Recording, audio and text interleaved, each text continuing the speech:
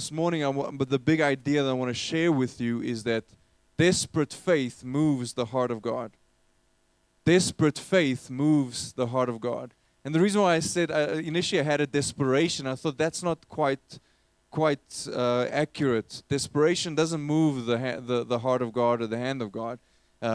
We can all be in desperate situations in our lives, and we desperate and we need some breakthrough. And a lot of people are in desperate areas in their lives, but it's actually the desperate faith that moves the heart of God. And this morning I want to show you, in contrast, two different accounts of Jesus moving in people's lives. And there we saw the man at the pool of Bethesda being healed by Jesus.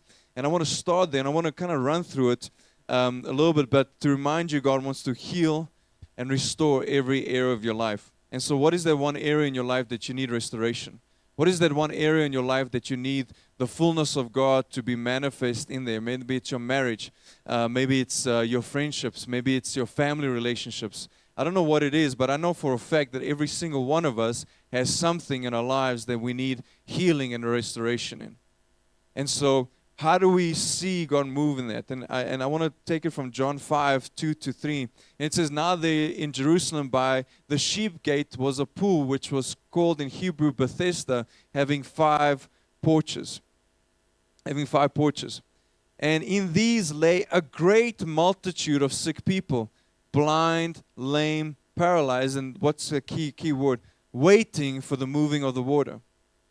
And so Jesus walks up to the man, he says, well, here, there's a whole bunch of you here, and what are you all waiting for? Everyone is waiting for something to happen. Everyone is waiting for the moving of the water. Everyone is waiting for an angel to come down and stir the water so that it can be healed. But I find that most people are waiting for something to happen. See, that area in your life and that area in my life that needs restoration, healing, and breakthrough, a lot of times what we end up doing is we end up waiting for something to happen. We're waiting for something to happen. Most people are waiting for a more convenient season. It's just not the right time right now. Most people are waiting for, dreams and visions. God must write with His finger in the sky what we must do. We're waiting for signs and wonders. We're waiting for something to happen. We're waiting to be compelled. Or we're waiting for a revival. Or we're waiting, and this is mostly the most accurate one, we're waiting for us to feel something. We're waiting for a particular feeling before something happens. And so we see that in John 4-6, it says, for an angel went down at a certain time into the pool and stirred up the water. Then whoever stepped in first after stirring the water was made well of whatever disease he had. Now, a certain man was there who had an infirmity 38 years. 38 years dealing with the same thing. And he was dealing with a physical ailment, but you and I know for a fact that all of us, and we know a lot of people that are dealing with the same thing for a long time. We're dealing with the same thing the whole time, and we're waiting for something to change. There's a John Mayer song that says, waiting for the world to change. We're waiting for something to change in our lives. And this man is waiting 38 years. And Jesus comes up to him and he says, when Jesus saw him lying there and knew that he had already been in that condition a long time, he said to him, do you want to be made well? And I find that that's actually the core question for all of us in that area in our life. In your marriage, do you want your marriage to be made well? And I know instinctively, intellectually, everyone says, yes, of course I want it to be made well. Of course I want to be healed. Of course I want my finances to be doing well. Of course I want those things. But the question is, this man also wanted it. So why would Jesus ask him, well, do you want to be made well? See, because God often questions our desires as not everyone wants to be made well. See, God will often ask us, do you want to be made well? Because a lot of times, and a lot of people actually don't want to be made well. We say we do, but when it comes down to it, the desire is not there. You see, it's much easier to stay in the same situation, waiting for something to change, than take the courage to do something about it. So we're waiting for signs and wonders, and we're waiting for particular feeling. I don't feel like it's the right time. I'm waiting for the season to change. And we often say this, we're in a season of XYZ. And those things are true, but often, as I've said before, seasons become cycles. So this man was not in a season for 38 years, he was in a cycle. Yes, it might have been a physical infirmity, but you and I both know that we deal with infirmities that oftentimes are not physically visible. Our greatest infirmities we deal under the surface where nobody sees, because we put on a nice smile and, I'm blessed coming in and going out, but on the inside we're dealing with difficult things. And we're waiting for something to change. And so God often says to us, do you want to be made well? That area, remember I said to put in your back pocket, that area that you want healing in? The question this morning for you and for me is, do you want to be made well? Do you want to be made well? And everyone say, of course I want to be made well. But you know what I find interesting about that scenario? Is that Jesus heals the man, and what is everyone else doing? They're watching. And I find it interesting. Wait, hold on. If I've been sitting there as long as that guy has been, even let's say half of it, 20 years, would I not be saying, hey man, where are you going? Where are you going? Why are you leaving? I also want to be healed. I'd stop that guy because I'm saying, well, you healed him, then you better do something for me here. But oftentimes we don't do that because why? We're waiting for something. We're waiting for something to change. We're waiting for things to be different. We're waiting for something to drop. It says, the sick man answered, he says, sir, I have no man to put me into the pool when the water is stirred up, but while I'm coming, another one steps before me. And yes, that was quite a dramatized, there's a little bit of poetic license. But I think when I read these verses before seeing that scene, I think to myself, I'm sure Jesus said to him, that's not what I asked you. I never asked you, well, what happens while you're waiting? I never asked you who's getting in front of you and I didn't ask you. In essence, in a very nice Jesus-like way, he said to him, I didn't ask for your excuses. I didn't ask the excuse, and whatever it might be, and the excuse might be valid. I didn't ask why it was happening. I said to you, what do you want? What do you want? And this morning it's the same question to me. What is it that you want? And he comes up with a bunch of excuses. And you and I very well know, if you're honest with yourself, that area, you're going to say exactly the same thing. Well, it's because of this. And, well, she doesn't listen. And he doesn't do this. And, there's such bad influences. And you know what? It's, my work is difficult because, there's so many politics. And and there's side things happening in there. It's like, yeah, okay. But the question is what do you want? What is it that you're looking for? What is it that you desire? And do you really want it? And Jesus said to him, rise up, take your bed and walk. And immediately, not in the process of time, not next day, next week, next month, it says, and immediately the man was made well, took up his bed and walked. You see, because what happens is when we respond in faith and do exactly what Jesus tells us to do, we are made well immediately. Because he still needed to do something, and I think that's why Jesus asked him, do you want to be made well? Because of what what's going to follow after this is going to require something on your part. And there's a desperate faith that moves God. There's a faith, because he says to him, you don't need that. You don't need this pool. You don't need to be looking to things outside. All you need to do is you need to look to me. So he says, listen, I'm asking you for a little bit of desperation, a little bit of desperate faith. Because all of us have a faith of believing. But the question is, how desperate are we to see breakthrough and healing in that area? Because everyone on the surface will say, absolutely, I want it. But the question is, how badly do you want it? How badly do you want it? Because how badly you want to will determine what you are prepared to do to get there. And so the man responds in faith and does exactly what Jesus told him to do, and he was immediately made well.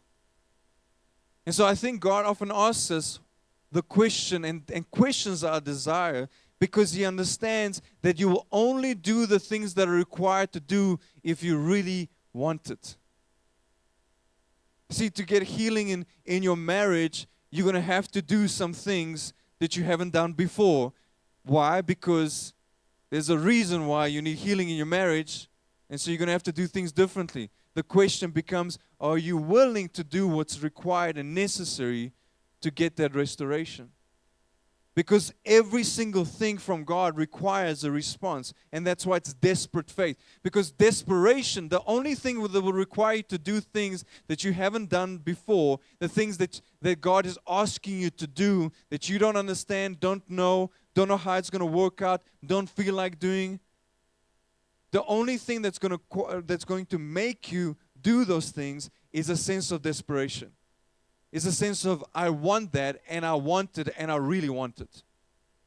And I want it bad enough, then whatever I'm going to do, I'm gonna do. So I want to contrast this with a different scenario from the Word where Jesus heals someone. I want you to show you this difference and contrast between the two accounts. 5:25 to 28 says, now a certain woman had a flow of blood for 12 years and had suffered many things from many physicians. She had spent all that she had and was no better, but rather grew worse. And when she heard about Jesus, she came behind him in the crowd and touched his garment. For she said, if I only may touch his clothes, I shall be made well. See, it's interesting how the two accounts contrast. On the one side, there's a man waiting for something to happen and Jesus heals him. But on the other side, there's a woman that everybody's telling her, no, not right now. You can't come near him. He's giving every single possible excuse as to why he will not heal. And she says, listen, I don't want to touch him. I just need to get one glimpse of him. I just need to get the fringe of him. I don't even want all of him. He doesn't even need to look at me. I just need one little brush of the edge of his garment, and I'll be healed. You see, because here's the thing. More than anything, the woman's faith was in Jesus. The object of her faith was much more important than the quality of her faith. See, because a lot of times what we do is we kind of disqualify ourselves because of our faith just isn't there. Our faith isn't high enough, or our faith isn't strong enough. And this woman's faith was not in anything either except then in Jesus. She said, I want him. I don't want necessarily what he has. I want to touch him. I want to touch the edge of his garment. And he doesn't even have to look at me. He doesn't have to put his focus on me. I just need to be on the edge. And she had to fight through every single possible excuse, every single possible person that was pushing away. Every single one of them was telling her, no, not right now. He's busy. He's too busy for you.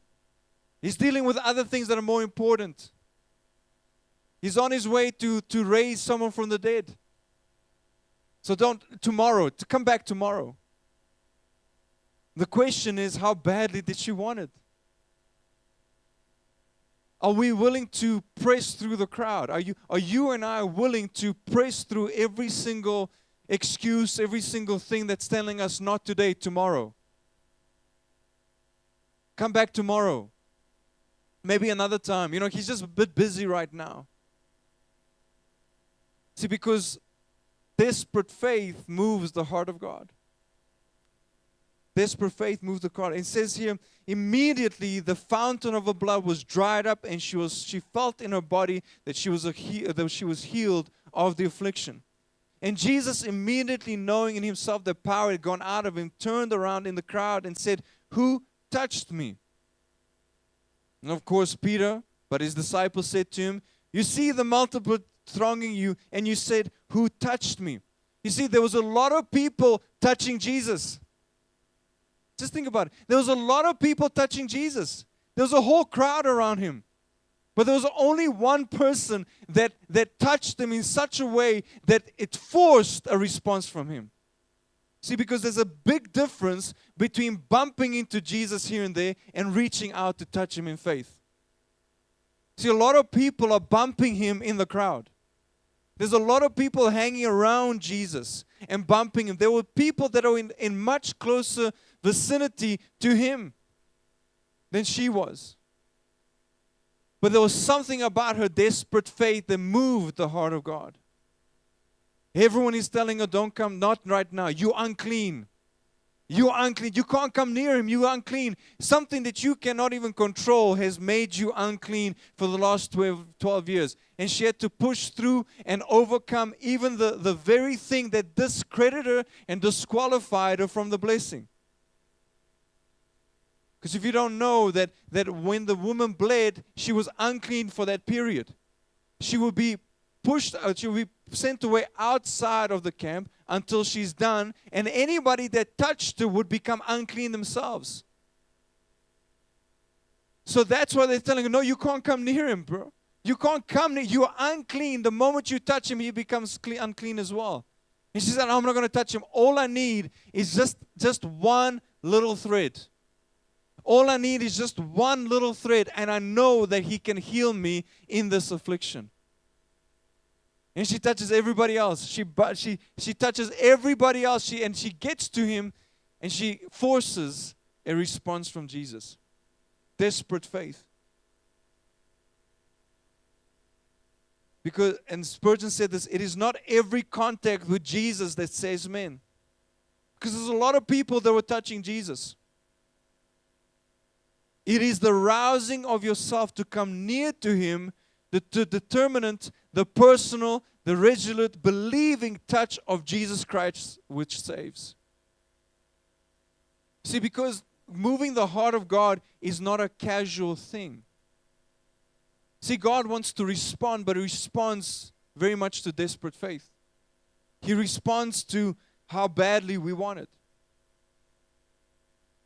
Hebrews 11:6 says this, but without faith it's impossible to please Him. For he who comes to God must believe that He exists, and must believe that He is a rewarder of those who diligently seek Him. Why would you put diligently there? Because there's a way to seek Him that's casual.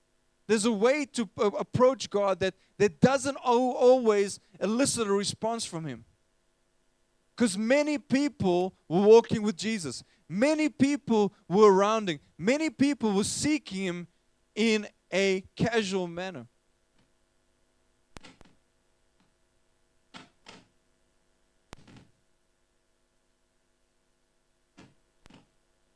Are you just going to hold it like that in place for the next 10 minutes?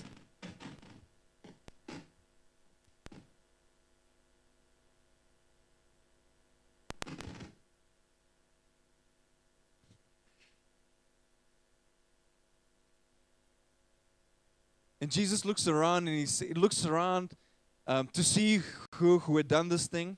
But the woman, fearing and trembling, knowing that what had happened to her, came and fell down before him, told him the whole truth.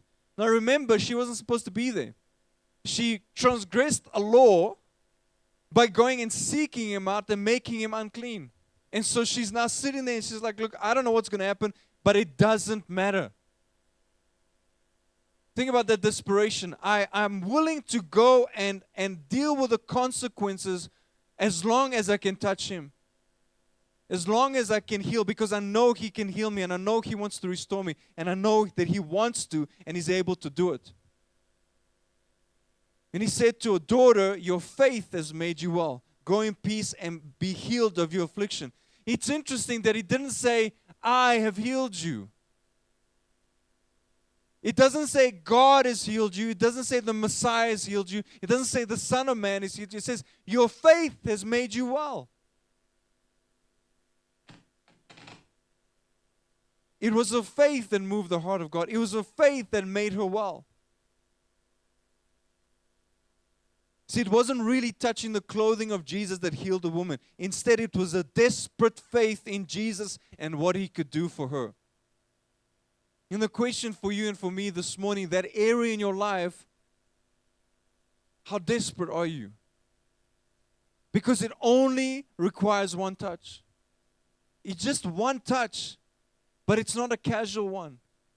It's a desperate one. And there's something about desperation. There's something about that thing that you want to be restored in your life that is going to require that desperate faith.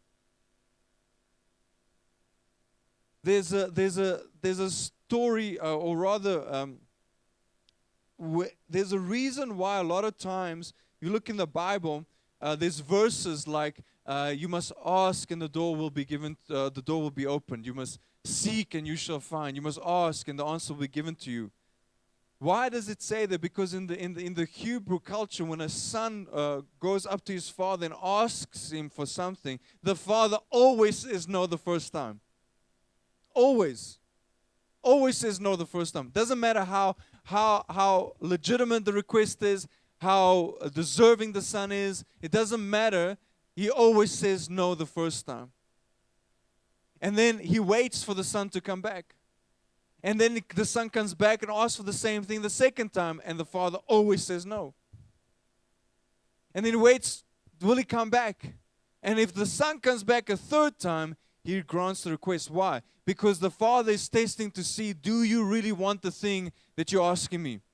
Because if you're going to walk away the first time and not come again, then I know you never really wanted it. It's a good lesson for our children. Who's saying no? Oh, the teens. No! That sucks. I hate this pastor. Let's go to a different church.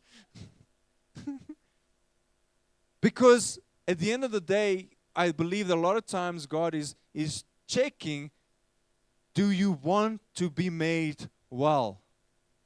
And so what we do, we ask God, and then we leave it. And we walk away.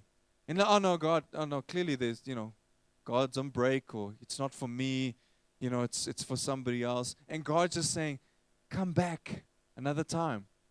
Come back. Keep knocking, keep asking. Because it's in that process that you actually determine how badly you want it. Someone asked you this morning, as I close, how badly do you want your breakthrough? And I want to close with this story. It's not my story, but I heard it years ago, and it stuck with me so much that it lines up so much with what we're talking about this morning. And there was a young guy. I forgot what his name was, and he was a young guy, 22, 23, and he wanted to be successful. And he'd grown up pretty poor, and he's like, look, I don't want that life. I want my life to be different, and I really want to build a better life than what I went through when I was younger. And he finds a really successful businessman, and he goes to him, he seeks him out, and says, listen, I want to really do well, so I want to learn from you. I want to understand the secret to your success. You've done so well, and so I want you to teach me. And the man says to him, he tells him his story and how he grew up and so on. And the man looks at him and says, you know what? Okay, we can do it. You just need to come back, and I'll show you. I'll show you what we're going to do. And so he says to him, listen, but I want you to meet me at this specific restaurant tomorrow, and then we'll have a bit of a chat and whatever. And this restaurant was next to a beach, so he pitches up the following morning, 6 o'clock. He says, I must be there at 6 o'clock. And he arrives, and he looks for the man, and the man is on the beach. The man calls him over, says, no, come. And he's like, okay. He's like in his three-piece suit, and he's ready for a business meeting. And he says to him, okay, so what I want you to do is I want you to take your shoes off. And it's like, what are we doing here? I mean, I didn't come to swim, right? Like, I'm here for you to show me and teach me. And he says to him, I want you to walk out into the ocean. And he's like, what are you going on about, man? Like what is happening here? He says, do you want to succeed? Do you want to know my secret? He says, yes, I want you to walk out. So he walks out. And he tells him, okay, now stop. He gets to his ankles. And he says, how do you feel? No, I'm all right. Okay, cool. Now I want you to walk out again. Like, all right. He's like, I don't know about this guy, man, but I'm here already, so I'm wet already. Might as well go out. And he walks out to his knees. And he says to him, how do you feel? No, I feel all right. I'm okay. And he says, okay, now we're going to walk out, and gets up to his waist, and the old man is walking with him. And eventually they get to about neck height. He says, how do you feel? It's a bit rough now. Okay. And at that point, he takes his head and he dunks him under the water. And I'm sure this young guy's like, what? Mommy, I'm dying. It's like a stalker. I knew I shouldn't have gone and seen those people online, And he holds him there for a couple of seconds, right up until the moment where the guy's going to pass out. And he brings him back out, takes him back to the shore, lets him, compose himself. And he says to him, here's the question. What is the one thing you wanted to do when you were under the water? And the guy's like, what are you going on about? Like, stop with the riddles. He says, no, what is the one thing you wanted to do while you were under the water? The one thing. He says, I wanted to breathe. He says, when you want success more than what you want to breathe, you'll be successful. Because the question is, how badly do you want it? Because there's a casualness that we have to the things that we want. There's a casualness oftentimes to the things that we want to receive in our life. But casual approaches reap casual results. And there's a desperation. I'm not saying to you, go and put yourself under the water, right? But there's a good picture of what is your focus and what do you want. And are you willing to do the things that are required to find restoration in the area? Whether it's your marriage, whether it's your business. Because here's the thing. It's not easy, but it's necessary and it's worth it and it's rewarding. And our desperate faith moves the heart of God. So don't be like the man at the pool waiting for something to happen. Waiting for the thing to change. Waiting for the water to move. Waiting. You'll be waiting 38 years for a passing shot of Jesus. Be like the woman that was so desperate to get the restoration in her body that she was willing to embarrass herself, willing to be cast out, willing to do whatever it was necessary to do to touch the hem of his garment. And interesting enough, see, they were all so concerned about her making him unclean. What they didn't realize is that he actually makes her clean. Is that as much as God restores the material things in your life, the greater blessing is when we seek him out and we're desperate for him, he heals the inside and the spiritual side of us. That not only did he heal her physical body, he healed her spiritual condition. Because she was unclean in that moment. And she was going to make everybody unclean. But Jesus said, no, you thought you were going to make me unclean, but I'm cleaning you just from the fact that you came out and sought me and touched my garment. So whatever you need this morning, seek him.